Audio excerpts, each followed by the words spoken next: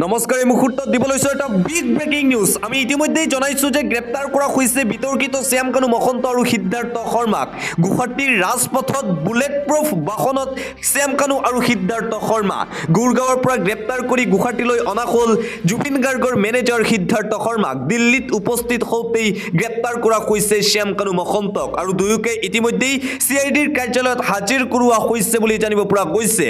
আৰু এটা তাৎপৰ্যপূৰ্ণ বিষয় হৈছে যে যি অপৰাধী আছিল সেই অপৰাধীক বুলেট প্ৰুফ বাহনত উঠাই CIDৰ কাৰ্যালয়লৈ অনা হৈছে বুলি জানিব পৰা গৈছে। আৰু তাৰ পিছতে এতিয়া মিশ্ৰিত প্ৰতিক্ৰিয়া দেখিবলৈ পোৱা গৈছে। অপৰাধী কিয় বুলেট প্ৰুফ বাহনত উঠাই অনা হ'ল CIDৰ কাৰ্যালয়ত?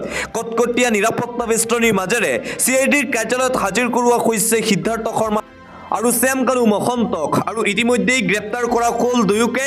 এই দুয়োজনৰ বাবে জুবিন গাৰ্গৰ মৃত্যু হৈছিল বুলি দাবী উত্থাপন কৰিছিল। যিসমূহ ভিডিঅ' ভাইৰেল হৈছিল সেই ভিডিঅ'সমূহত জুবিন গাৰ্গৰ মেনেজাৰ সিদ্ধাৰ্থ শৰ্মাই বাধা দিছিল জুবিন গাৰ্গক উদ্ধাৰ কৰিবলৈ। আৰু তাৰ পিছতেই দাবী উত্থাপন হৈছিল এই দুয়োকে গ্ৰেপ্তাৰ কৰিব লাগে। আৰু বহু জল্পনা কল্পনাৰ অন্তত আজিৰ দিনটোত গ্ৰেপ্তাৰ কৰা হৈছে বিতৰ্কিত ফেষ্টিভেল মহন্ত শ্যাম কানু আৰু জুবিন গাৰ্গৰ মেনেজাৰ সিদ্ধাৰ্থ শৰ্মাক।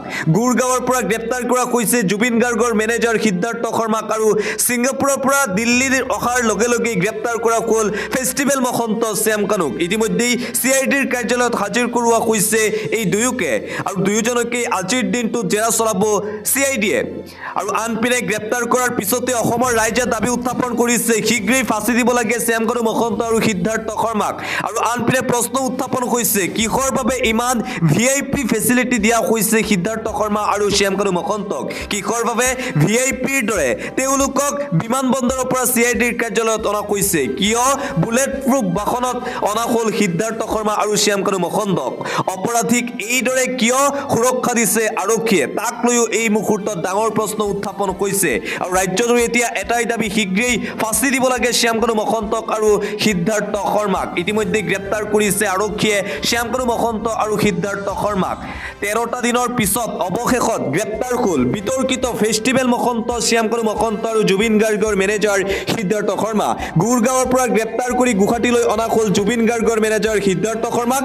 দিল্লীৰ পৰা গ্ৰেপ্তাৰ কৰি গুৱাহাটীলৈ অনা হ'ল ফেষ্টিভেল মহন্ত শ্যাম কানুক। আৰু এটাই দাবী এতিয়া ৰাইজৰ শীঘ্ৰেই ফাঁচি দিব লাগে এই দুয়োকে। গুৱাহাটীত বৰ্তমান ভয়ংকৰ পৰিস্থিতিৰ সৃষ্টি হৈছে।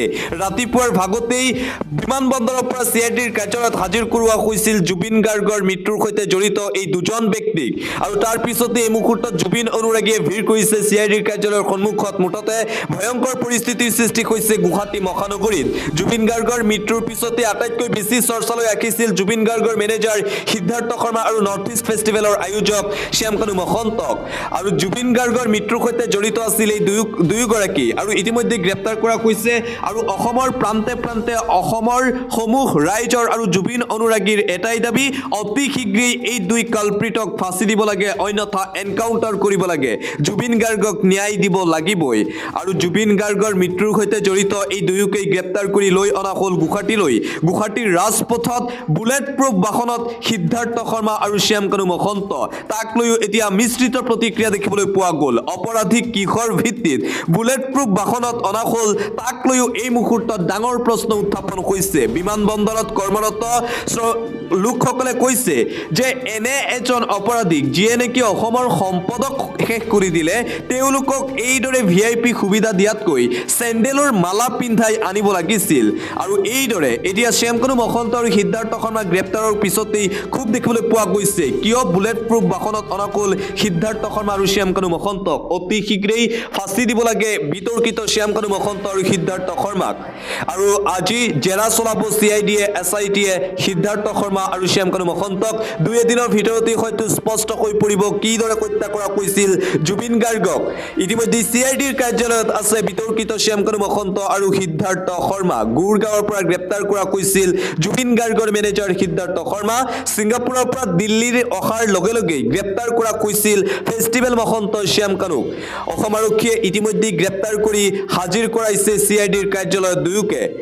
আৰু গুৱাহাটীত বৰ্তমান ভয়ংকৰ পৰিস্থিতিৰ সৃষ্টি হৈছে। যিমানেই সময় গৈছে সিমানেই জুবিন অনুৰাগীৰ ভিৰ বৃদ্ধি পাইছে। কটকটীয়া নিৰাপত্তা বেষ্টনী গঢ়ি তোলা হৈছে CIDৰ কাৰ্যালয়ৰ সন্মুখত ৰাতিপুৱা বিমানবন্দৰতো কটকটীয়া নিৰাপত্তা বেষ্টনী গঢ়ি তুলিছিল প্ৰশাসনে যাতে কোনো ধৰণৰ অপ্ৰীতিকৰ পৰিৱেশৰ সৃষ্টি নহয় তাৰ প্ৰতি লক্ষ্য ৰাখি এতিয়া গুৱাহাটী মহানগৰীত কটকটীয়া নিৰাপত্তা বেষ্টনী আৰু এটা ব্ৰেকিং নিউজ যে জেৰা চলাই আছে CIDয়ে শ্যামকানু মহন্ত আৰু সিদ্ধাৰ্থ শৰ্মাক আৰু আনপিনে ৰাইজৰ দাবী ফাঁচি দিব লাগে দুয়োকে